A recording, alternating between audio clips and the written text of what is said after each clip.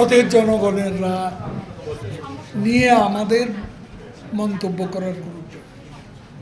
ভারতীয় জনগণ, ভারতের ভোটাররা যাকে ভোট দিবে, মেজরিটি হওয়ার একটা নিয়ম আছে সংবিধানে।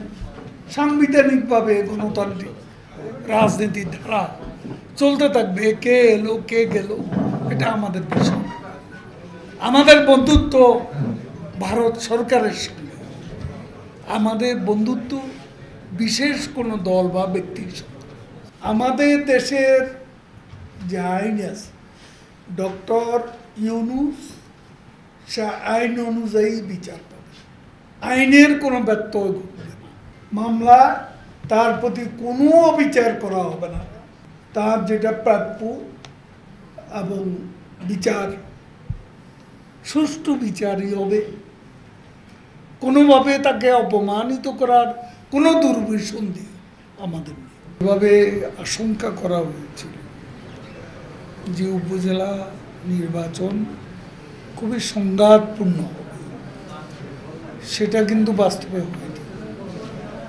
কিছু কিছু বিচ্ছিন্ন বিক্ষিপ্ত ঘটনা ঘটেছে।